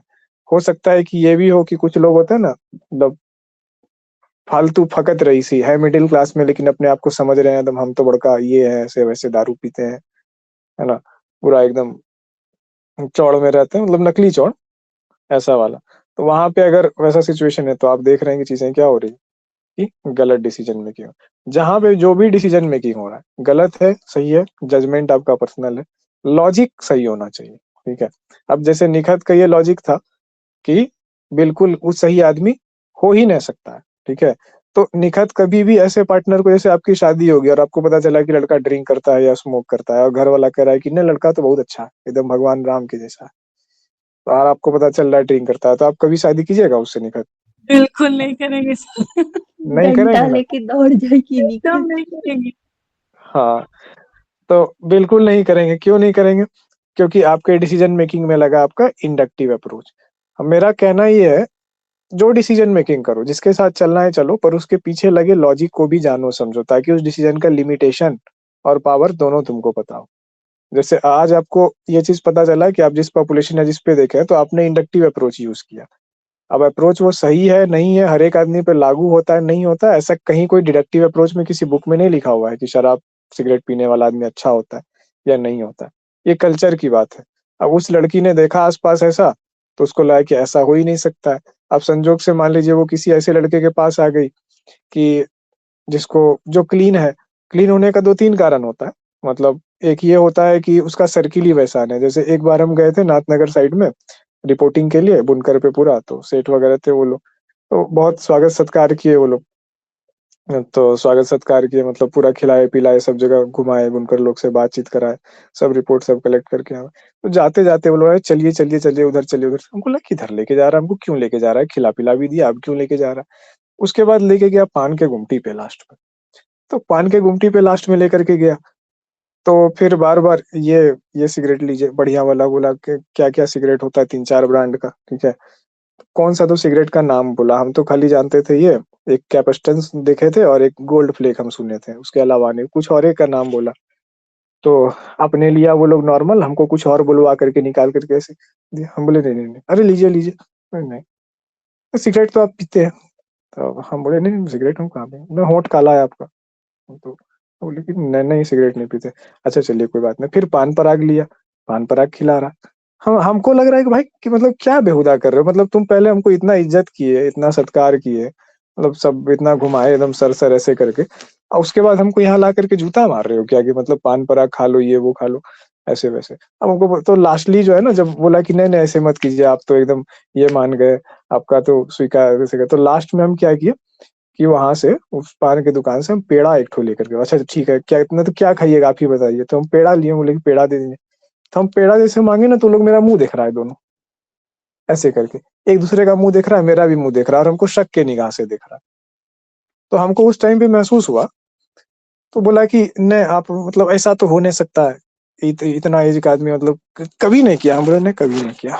और ऐसे कैसे हो गया, आप तो चमत्कार है, आप तो हैरत है, तो कोई आदमी नहीं होगा धरती पे। अब हम उसको क्या बोले कि भाई मेरे सर्किल में जितना आदमी हम जानते हैं ना उसमें से बहुत कम में है जो कि ऐसा मतलब सिगरेट, शराब, पुड़िया या ऐसा कुछ किया होगा। 90% लड़का ऐसा ही है। तो फिर हमको लगा कि इसको क्या बोले, एकदम मान ही नहीं रहा। तो बोला कि नहीं, फिर हमसे पूछा कि आप अच्छा आप क्यों नहीं किए? उसको लगा कुछ रहस्य होगा इसके पीछे। हम बोले कि नहीं वैसा कभी मौका नहीं लगा और कुछ वैसा था भी नहीं सर्किल में, वैसा तो कभी ऐसा लगा नहीं कि आप पीना चाहिए तो नहीं पिए या वैसा नहीं किए। अच्छा, नहीं कुछ नहीं, मतलब क्या लगता है कि जो लोग खराब होता है वो लोग ऐसा बोले? नहीं ऐसा हमको कुछ नहीं लगता कि खराब लोग खाता पीता है, मेरे सामने खाता पीता है, हमको उससे कोई दिक्कत नहीं। तो ऐसा कुछ नहीं, बस कभी नहीं लगा ऐसा मौका तो खुश हो गया। फिर बोलता है कि नहीं बहुत बढ़िया है आप, ऐसे ऐसे हो। तो अब मान लीजिए कि हम किसी ऐसे व्यक्ति के सामने जाते हैं जिसको कि उसको शौक हो गया देख कर कि यहाँ ऐसा भी आदमी होता है, वो अपने आसपास वही देखा। तो उसके लिए क्या होगा, ये नया अनुभव होगा। हो सकता है वो इस जजमेंट पे पहुंच जाए कि तो बहुत अच्छा आदमी है, ये चाय तक नहीं पीता है। लेकिन वो जजमेंट क्या होता है, खराब भी हो सकता है। इस जजमेंट पे आप पहुंचे कि नहीं बहुत अच्छा आदमी है जो चाय सिगरेट ये सब कुछ नहीं पीता है। हम नहीं पीते हैं लेकिन हम जानते हैं कि हम बहुत अच्छे आदमी तो नहीं, हम बहुत डेंजरस आदमी भी हो सकते हैं कई बार समय के साथ में। तो डिपेंड करता है सिचुएशन पे। तब वो इस निष्कर्ष पे पहुंच गया, तो उसका जो लॉजिक हुआ, उसका जो अप्रोच था, इंडक्टिव अप्रोच था, उसके विरुद्ध में गया, उसका लॉजिक ब्रेक हुआ। और लॉजिक ब्रेक होकर के क्या हो गया, तुरंत वो बंदा ट्रस्ट करने लग गया आप पे। तो क्या उसका ट्रस्ट करना भी सही था लॉजिकल रूप से, रीजनिंग के रूप से? क्या ऐसा है कि जो व्यक्ति बिल्कुल शराब सिगरेट या वैसा नहीं पीता है, कुछ भी नहीं, तो उसमें बुराई नहीं हो, वो मतलब बहुत अच्छा आदमी है? जरूरी है क्या ऐसा होना? नहीं जरूरी नहीं नहीं नहीं सर। है। ऐसा नहीं होता, हाँ होता है बुराई, बुराई भी होता है जो नहीं भी पीता है फिर भी। हाँ, तो वही है, हो सकता है उसमें मेंटल हेल्थ का इश्यूज हो, उसमें अलग बुराई हो, ईगो का इशू हो, कुछ ना कुछ ऐसे हो। या हो सकता है किसी व्यक्ति में ईगो इतना ज्यादा है कि ईगो के कारण वो कभी ये चीज नहीं लगाया। पर्सनली हमको वैसा इन्वायरमेंट नहीं मिला या वैसा कुछ ये नहीं मिला, तो मेरा ये रीजन था। और दूसरा ये था कि मतलब हमको वो काम नहीं करना है जो मेरी माँ को अच्छा नहीं लगे, या कहीं से भी माँ जाने और माँ को बुरा लग जाए। माँ मेरे लाइफ में एकमात्र बहुत इंपॉर्टेंट फिगर है। तो चाहे कोई भी काम हम ऐसा करेंगे ही नहीं जिससे जो है ना वो माँ को डिसअपॉइंटमेंट हो, कि मतलब प्राइड वो खत्म हो जाए। तो वो मेरा पर्सनल रीजन था। बाकी अपना जिसका जो रीजन हो, कुछ लोग हेल्थ रीजन से भी नहीं करते। तो लॉजिक की जब हम लोग बात कर रहे हैं, तो हर डिसीजन के पीछे, हर सिचुएशन के पीछे अगर आप लॉजिक को समझने की कोशिश करेंगे, उसके रीजन को समझने की कोशिश, तो आप क्या करेंगे, उस व्यक्ति के रीजनिंग प्रिंसिपल को समझेंगे। ठीक है, ज्यादातर आदमी का रीजनिंग का अप्रोच क्या होता है, इंडक्टिव। अब हम लोग डिडक्टिव के थोड़ा आर्ग्यूमेंट को देखते हैं कॉमन रियल लाइफ में। तो डिडक्टिव आर्ग्यूमेंट का एग्जांपल, बुकिश आदमी, कहते हैं किताबी आदमी है, किताब के हिसाब से दुनिया को देखता है, फिल्म के हिसाब से दुनिया को देखता है ना? कि वो एक डायलॉग नहीं था कि आप किसी से बहुत शिद्दत से मोहब्बत करो तो पूरी कायनात आपको मिलाने में लग जाती है, ऐसे करके कुछ। तो अब वो क्या कर रहा है ना, वो सुन लिया उस फिल्म में शाहरुख खान का डायलॉग, है ना? उसको जो है ना अब लगा रहा है आम जीवन में। ठीक है, फिल्म में देख लिया कि भाई प्यार व्यार ऐसे होता है, ये वो होता है, उसको आम, तो उसको क्या कर रहा है, जीवन में अप्लाई करने की कोशिश कर रहा है। ठीक है, अब गाना में सुन लिया तुझ में रब दिखता है यारा मैं क्या करूं, तो एक को देख लिया और उसमें उसको वो इतना डूबा उसमें कि उसको एक्चुअली में उसमें ईश्वर दिखाई पड़ने लगा, वो अपना वासना वासना चाहत वाहत सब भूल गया, इतना वो पवित्र हो गया। कि रियलिटी का इससे कोई लेना देना हो सकता है क्या? हो भी सकता है, नहीं भी हो सकता है। लेकिन ये अप्रोच कौन सा था, हम लोग अप्रोच पे जिक्र कर रहे हैं। आपने कहीं पे किसी चीज को एब्सोल्यूट लॉ मान लिया, ठीक है, कि ऐसा होता है, आपने देखा कि हाँ ऐसा होता है, आपने भरोसा किया और उस लाइन पे चल पड़े। तो क्या हो गया, डिसीजन मेकिंग का ये डिडक्टिव अप्रोच। कहते हैं कुछ लोग ना किताबी आदमी होता है ना, किताबी टाइप का, बुक वर्म है, वो जो किताब में पढ़ेगा, किताब में जैसा पढ़ेगा उस चीज को लागू करने और वैसे दुनिया को देखेगा। तो वो ऐसे लोग क्या होते हैं, जीवन में फेल होते हैं। हम भी, मतलब ये जैसे मेरा खुद का एक पर्सनल साइड एग्जाम्पल की, बचपन में जैसे हम सिंगल चाइल्ड है अपने माँ बाप के, और उस टाइम पे उस जमाने में टीवी भी इतना नहीं हुआ करता था। तो अपना क्या था कि बचपन अपना जो है ना, मतलब टीनेज तक अपना जीवन कैसे गुजरा है, किताबें पढ़ते हुए। घर में लाइब्रेरी जैसी थी, किताबें थी। तो पहले तो धार्मिक किताबें थी, तो रामायण महाभारत ये वो सब बहुत सारी चीजें पढ़ते हुए हम बड़े हुए। तो मेरा पर्सनैलिटी बहुत डिफरेंट टाइप का हो गया, जो प्रैक्टिकल वर्ल्ड से बहुत अलग था। तो हम चीजों को वैसे देखने लगे, हम लोगों को वैसे देखने लगे। मेरे लिए अच्छा क्वालिटीज वो था। मेरे घर में अगर कोई जो है ना, मतलब अभी भी मेरा नेचर ऐसा है कि बचपन से सबको कहता था कि बूढ़ा दादा है, घर में अगर कोई गाली देगा, गाली का मेरे मतलब मेरे घर के दलील क्या है उसे, तो भैया वाणी का अनुशासन बहुत जरूरी है। अगर गाली निकली मुंह से तो फिर जो है ना, फिर हम क्लास ले लेते हैं, बड़ा हो छोटा हो किसी भी रिलेशन में हो कुछ भी हो। अब शब्द जो है ना, मतलब मेरे मम्मी पापा तक जो है ना, अगर हम आस पास रहेंगे तो जो है ना मुंह संभाल करके बोलता है कि जो है कि भैया ये, मतलब अगर गुस्सा में भी अगर कुछ मुंह से उल्टा पुल्टा निकला तो ही खड़ा करके क्लास में लेगा। तो अब जैसे मेरा एक एग्जाम्पल दिए कि इस वे में मेरा डेवलप हुआ, तो हम क्या है, हाईली इम्प्रैक्टिकल है। दुनिया ऐसे चलती है? नहीं चलती है। हमने अगर वचन दे दिया किसी को तो भैया उस वचन के लिए जितना जो करना पड़े, वो नेचर मेरा अभी तक बन गया कि जो बोल दिया सो बोल दिया, वो हो करके रहेगा। और जो नहीं होगा वो हम बोलेंगे नहीं, झूठ हमसे बोला नहीं जाएगा। तो ये सारी दिक्कतें हो गई। अब झूठ हमसे नहीं बोला जा रहा है तो इसके कारण क्या हो रहा है कि हमको लाइफ में बहुत समस्याओं का सामना करना पड़ रहा है। तो इम्प्रैक्टिकल वे में एक बच्चे का पर्सनैलिटी एक यूथ के वे में डेवलप हुआ, जिसको कि अपने समाज के साथ सामंजस्य बिठाने में दिक्कत हो रहा है। अब किसी की नजर में वो लड़का बहुत अच्छा है, लेकिन अब उस लड़के से पूछिए कि उसको कितना दिक्कत हो रहा है सोसाइटी और लोगों के साथ, क्योंकि वो कई मतलब लोगों को देखता है ऐसे झूठ बोलते हुए या कुछ ऐसे करते, उसको बड़ा तकलीफ होता है जब अपने आसपास के लोगों को देखता है। लेकिन लोगों का अप्रोच क्या है? इंडक्टिव अप्रोच है। ठीक है। अब इंडक्टिव अप्रोच है तो क्या हो रहा है कि लोग जैसे सिचुएशन को देख रहे हैं, दुनिया को जैसे देख रहे हैं, वहां से लर्न कर रहे हैं और उसके हिसाब से चीजें कर रहे हैं। अगर उसको लग रहा है कि मतलब जो है ना चीजें क्या बोलते हैं, दुनिया ऐसे ही चलती है, शराब सिगरेट ये सब नॉर्मल बातें हैं, मतलब लड़का लड़की घुमाना ये सब नॉर्मल चीजें हैं, वो वैसे दुनिया को देख रहा है, वो उस वे में पला बड़ा है, उसका अप्रोच ऐसे, उसके लिए वो नॉर्मल है। मेरे जैसे बंदे के लिए हाईली अबनॉर्मल है, मेरा पारा गर्म हो जाता है एकदम, चिल्लाने विल्लाने लग जाएंगी सब चीजों करके। हम सीधे आदमी का तो ऐसा मतलब खाल छील देंगे अपने बोली से, अगर मेरे सामने कुछ गलत किया तो ये अलग चीज है। तो सोचा भाई क्या है ये, मतलब समझ में नहीं आ रहा, अच्छा आदमी तो है लेकिन तो बहुत अलग है। अब राजा हरिश्चंद्र जैसे कर रहा है ऐसे तो चलता नहीं। तो इसके कारण क्या हो रहा है, आपको एडेप्टेशन में सोसाइटी में दिक्कत हो रहा है। मान लीजिए कि एक तरीके से तो आप सोच ली थोड़ा, ये हो रहा है आपको पढ़ने लिखने किताबों का ज्यादा हो गया कि भाई मेरा यही दुनिया यही अच्छा है, हमको लोगों से बहुत डिसअपॉइंटमेंट होती है, लाइक पीपल दो यार छोड़ो, क्या ये लोग सच नहीं बोल सकता है, कुछ हो बोल देता है, ऐसे वैसी चीजें। तो ये चीजें हो गई। तो आप देखो कि डिडक्टिव अप्रोच, तो मेरे साथ अगर कोई बंदा है या फिर हम एक एग्जांपल है जो कि लाइफ में ऐसा आदमी जो डिडक्टिव अप्रोच का ज्यादा यूज करता है और हर जगह जो है ना फेलियर होता है, हर चीज में फेलियर हुए हैं हम, सिवाय नेट की परीक्षा को छोड़ के। तो ये वाली चीज है। तो डिडक्टिव अप्रोच का जब आप एग्जाम्पल लेते हैं तो इस तरीके के लोग या इस तरह का जब आपका अप्रोच है, फॉर एग्जाम्पल हम जो यहाँ पे आपको पढ़ा रहे हैं, ठीक है, आप थ्योरी में चीजें पढ़ रहे हो है ना, इस लॉ को समझ रहे हो, इन चीजों को, इनको एब्सोल्यूट मान रहे हो, इसके यूज करके आप नेट के एग्जाम में प्रॉब्लम सॉल्व करोगे। ठीक है। तो इसका यूज करके आप नेट के एग्जाम में जब प्रॉब्लम सॉल्व करेंगे तो वो कौन सा अप्रोच हो गया? डिडक्टिव अप्रोच हो गया। समझे? यानी कि सीखी हुई जो चीज है आपकी, जिस चीज को आपने सीख लिया, उसको सीख करके उस लर्निंग को कहीं पे इम्पार्ट करना, उसके थ्रू जो है दुनिया को देखना। वेपन चलाने के लिए सीख लिया, ठीक है, वेपन ट्रेनिंग कर ली, बंदूक चलाने सीख लिया, राइफल के पार्ट खोल जोड़ सकते हैं, आंख पे पट्टी बांध करके अंधेरे में भिगा करके सब चीज कर सकते हैं।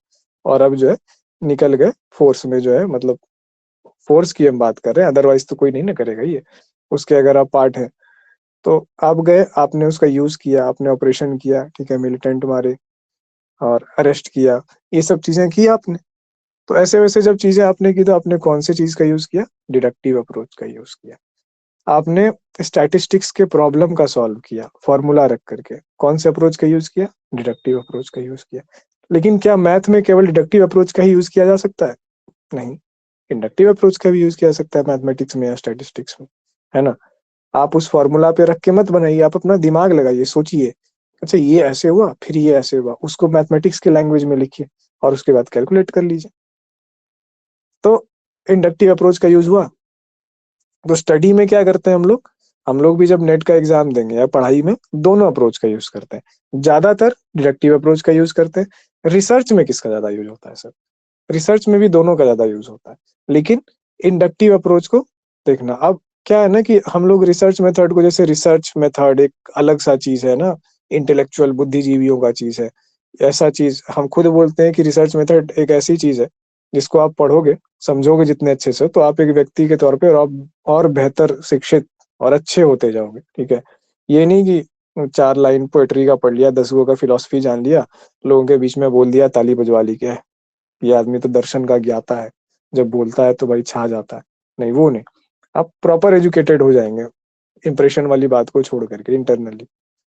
लेकिन अभी जो लॉजिक की हमने बात की, हमने अपने डिसीजन मेकिंग देखे इंडक्टिव अप्रोच पे, डिडक्टिव अप्रोच में, क्या इसका किसी रिसर्च से, किसी एक्सपेरिमेंट से, किसी लैब से कोई लेना देना था क्या? था? नहीं। बताइए। नहीं ना था।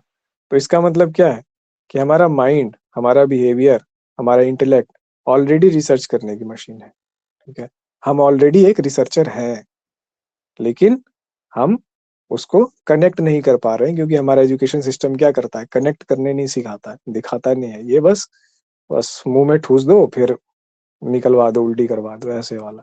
तो बेसिकली रिसर्च एक ऐसा प्रोसेस है, रिसर्च के प्रोसेस का एक गुण, ठीक है, ये इंपॉर्टेंट है, ये एक नेचुरल प्रोसेस है। लेकिन ये ना एक बहुत ही बोल्ड स्टेटमेंट है, और कभी ना कभी जो है ना ये चीज सामने आएगी ही कि ये एक नेचुरल प्रोसेस है, ये कोई ऐसा बहुत इंटेलेक्चुअल प्रोसेस नहीं है, ये ह्यूमन बिहेवियर के विपरीत है। हम लोग जो डिसीजन मेकिंग करते हैं, अभी 4-5 हमने डिसीजन मेकिंग के मॉडल्स देखे, एग्जांपल्स देखे, सब में इंडक्टिव अप्रोच का हमने यूज किया, बस हमको किसी ने बताया नहीं कि आपने इंडक्टिव अप्रोच का यूज किया था।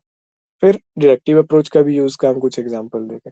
अब आप लोग से जब इतना बढ़िया से हमको लगता है कि समझ चुके होंगे इंडक्टिव और डिडक्टिव अप्रोच को, तो अब आप लोग से हम पूछते हैं कि सब लोग कम से कम एक एक एग्जांपल हमको दीजिए डिडक्टिव अप्रोच का, कि रियल लाइफ में कहीं पे कोई चीज हम लोग कर रहे हैं उसके कहाँ पे डिडक्टिव लॉजिक का यूज कर रहे हैं, अपना एग्जाम्पल या किसी और का एग्जाम्पल देके।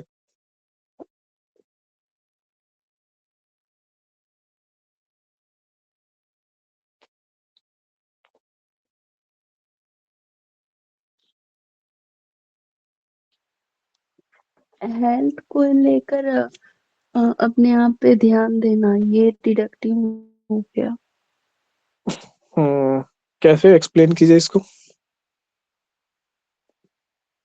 जैसे कि किसी को कुछ बीमारी हो गया या फिर नॉर्मल तबीयत भी खराब हो गया, तो हम्म कोई बोल रहा है कि यार ये नॉर्मल ऐसे होता है वैसे होता है, हम्म बट अगर कहीं गए, बुक में गए या किसी स्पेसिफिक आदमी से पूछे, वो बोला नहीं ऐसा होता है वैसा होता है, और हम्म फिर हम उसको नेट पे सर्च किए हम्म, या फिर किसी अच्छी जगह देखे पढ़े, तो ठीक है। पता चला ऐसा होता है, और फिर हम हम्म उस अच्छे जगह से जो हमारा इंफॉर्मेशन कलेक्ट हुआ हम उसके मुताबिक काम किए, हम्म तो ये तो उसके मुताबिक ही ना लोग काम करता है कि हाँ चलो ये ठीक है। ऐसा है तो ऐसे इलाज होगा, हम्म, तो वैसे ही वो डिडक्टिव हो गया।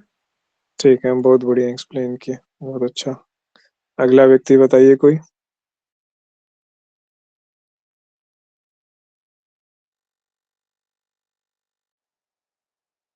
हेल्थ वाले को छोड़ के अब एग्जांपल दीजिएगा, जो भी बहुत सारा एग्जांपल हो सकता है, प्रेशर नहीं लेना है, एकदम इजीली सोचिए, कोई कोई डिसीजन उठाइए, मन में सोचिए, देखिए कहाँ डिडक्टिव लग रहा है।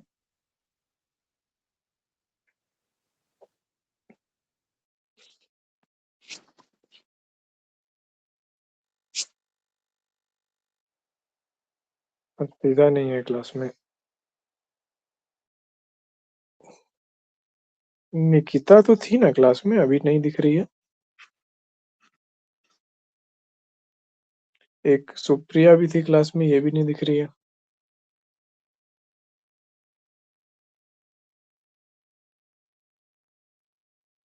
पता नहीं नया लोगों को लगता होगा क्या ही सर बोलते हैं, समझ में ही नहीं आता होगा कि सर पढ़ा रहे हैं क्या कर रहे हैं, नहीं, गप कर आज रहे हैं। का ऐसे अचानक अचानक हम लोग का डिस्कशन वाला है ना, ऐसे समझने हम्म वाला, तो पल्ले नहीं पड़ा नहीं, होगा, दूसरे दिन आते तो।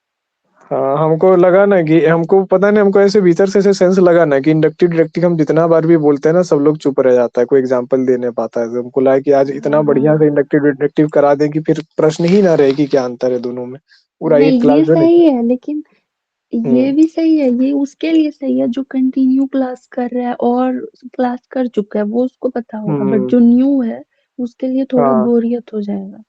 हाँ, वो चीज है। अच्छा कोई बात नहीं, अब जो बीच में आया तो क्या कर सकते हैं, उसके लिए बाकी सब काम सेक्रीफाइस नहीं ना करेंगे इंटरेस्ट। इतना टाइम हो गया रिसर्च मेथड पढ़ाते हुए, अभी भी हमको अगर आदमी झिझकते हुए दिखाई दे स्टूडेंट इंडक्टिव और डिडक्टिव के एग्जांपल देने में, तो फिर तो मेरा ही कमी हो गया ना वो। इसीलिए हमको लगा कि नहीं, आज इस चीज को तो हम शॉर्ट करके ही निकलेंगे। सबसे पूछेंगे। मेरा बट इसमें बहुत कंफ्यूजन था डिडक्टिव और इंडक्टिव में, बट अब क्लियर हो गया। सबका होता है, मतलब इंडक्टिव डिडक्टिव है, समझते फिर थे पढ़ के, पॉजिट हाँ लेकिन फिर पॉजिट कंफ्यूज हो जाते थे। और उसके बाद भी बता रहे हैं, खुद मेरा भी रहा है। उसके बाद पॉजिटिविस्ट, पोस्ट पॉजिटिविस्ट, ठीक है। एक उसके बाद एम्पेरिकल। ये सब ना ऐसा सिरदर्द का पॉइंट आता था, बार-बार पढ़ते थे, बार-बार भूल जाते थे। अब क्यों इतना कठिन-कठिन वर्ड यूज़ किया है, कुछ सरल वर्ड यूज़ कर देता जो कि इसके सेंस को बतलाता। अब इंडक्टिव को इतना एक्सप्लेन करने और बताने के बाद तब जाके इसका अर्थ समझ में आता है। तो इसका मतलब है कि आपने नेमिंग कुछ अच्छा किया होता जो सरलता से समझ में आ जाए, है ना?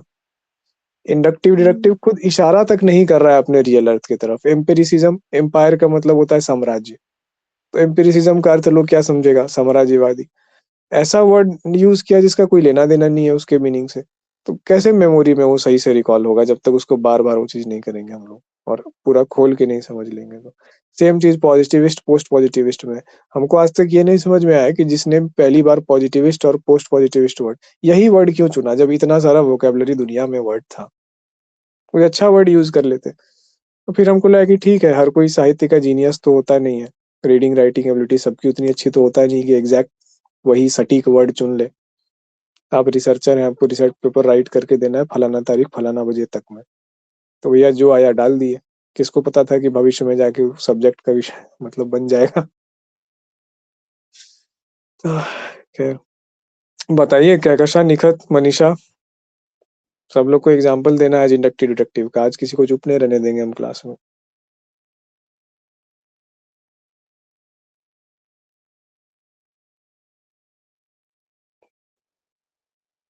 क्या वो अभी भी कहीं डाउट लग रहा है या कुछ ये चीज है तो पूछिए फिर हमसे।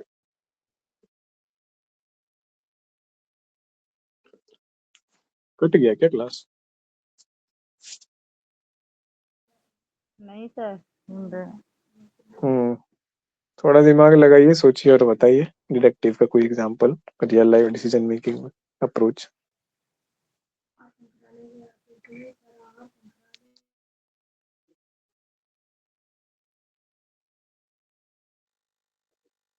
चांदनी, रागिनी, हाँ बताइए रागिनी, आप तो 2-3 दिन क्लास कर चुकी हैं। जैसे हम लोग मैं तुमसे जैसे हम लोग बोलते हैं ना कि सभी कुत्ते के कान होते हैं, हम्म, तो फिर तो सभी कुत्ते के जब कान होते हैं तो ये भी तो हम बोल सकते हैं ना कि नेहा के कुत्ते को भी कान है, तो ये डिडक्टिव में आ गया।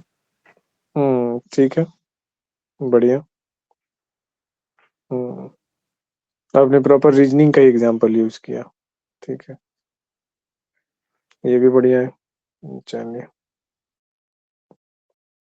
अब देखिए इससे और एक चीज हम लोग क्या सीखे कि जब एक्सपीरियंस से नॉलेज बनता है, ठीक है, कि हमने कुछ एक्सपीरियंस कर लिया, तो फिर उस एक्सपीरियंस को अनुभव जनित ज्ञान, अनुभव जनित ज्ञान में कौन सा होगा, इंडक्टिव रीजनिंग या डिडक्टिव रीजनिंग?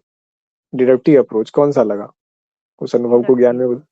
हाँ, डिडक्टिव। अनुभव जनित बोल रहे हैं ना, अनुभव से जो ज्ञान हुआ तो इंडक्टिव ना होगा। डिडक्टिव, हाँ। अनुभव से नॉलेज इंडक्टिव बना। सर बोल रहे थे, हाँ। अच्छा, इंडक्टिव बोल रहे कैसे? जी।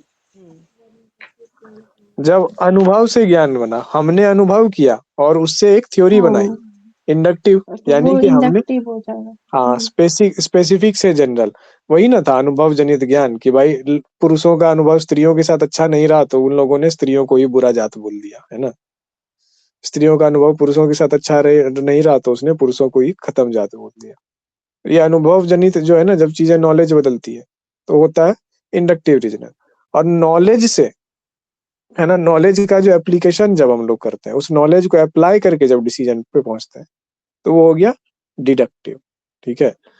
तो रिसर्च में क्या होता है, रिसर्च में पहले तो हम लोग कुछ करते हैं, कुछ प्लान बनाते हैं रिसर्च का कि भैया ये करना है, ऐसे वैसे करना है, ठीक है। तो जब हम लोग प्लान बनाते हैं तो क्या प्लान हवा में बनाते हैं? नहीं, उसके पीछे भी कोई थ्योरी होती है। अब जैसे मान लीजिए लर्निंग के ऊपर हम कोई एक्सपेरिमेंट करेंगे, हाइपोथेसिस बनाएंगे, तो आखिर पीछे क्लासिकल कंडीशनिंग की थ्योरी तो होगी ना, कि जो है किस तरीके से आदमी लर्न करता है। उस थ्योरी के बेसिस पे ही ना हमने सोचा, कुछ हवा में तो अचानक नहीं सोच लिया। कोई एक थ्योरी हमको बता दी तो क्या हुआ, डिडक्टिव यूज हुआ। लेकिन अब क्या कर रहे हैं, उस डिडक्टिव नॉलेज का यूज करके हम कुछ नया बनाने की कोशिश कर रहे हैं, कोई अनुभव जनरेट करने की कोशिश। फिर उस अनुभव से क्या होगा, वो जो पुराना वाला नॉलेज है उसमें कुछ ऐड होगा या कुछ मॉडिफाई होगा, तो ये क्या हो गया, इंडक्टिव अप्रोच हो गया। अब जो उससे नॉलेज बनेगा वो फिर कहीं पे किसी चीज में अप्लाई होगा, कोई थेरेपी बनेगी या कोई टेस्टिंग बनेगा, है ना, या फिर उससे कोई प्रॉब्लम सॉल्व होगी। तो अगेन क्या हो गया, वहां पे डिडक्टिव अप्रोच यूज होगा।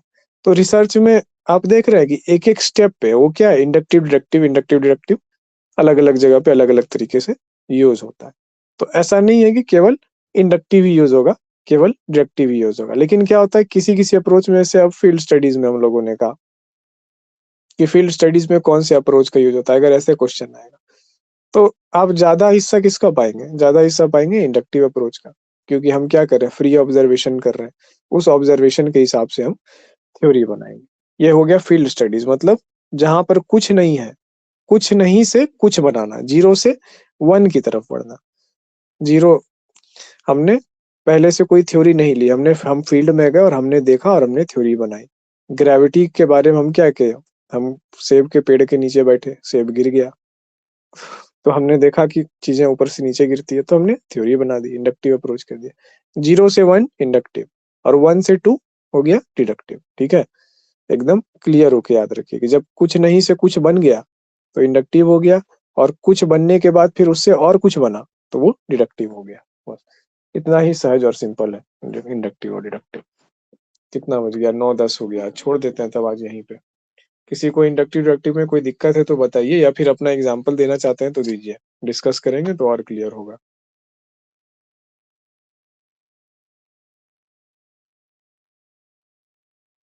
सर एक दो एग्जांपल और देखने दीजिए अपने जीवन में, फिर बताएंगे। कितना देर में दिखिएगा, निखत कल चेक कराएगी सर 5-5 क्वेश्चन बना करके डिडक्टिव और इंडक्टिव का। क्या कह रही कि सेंटेंस बनाएगी, 5-5 सेंटेंस। हाँ जिसको बनाना है भेजना है भेजिए, कोई दिक्कत नहीं, और ऐसे भी सोचना है सोचिए, कोई हम रुके हुए हैं, कोई दिक्कत हड़बड़ी नहीं हमको।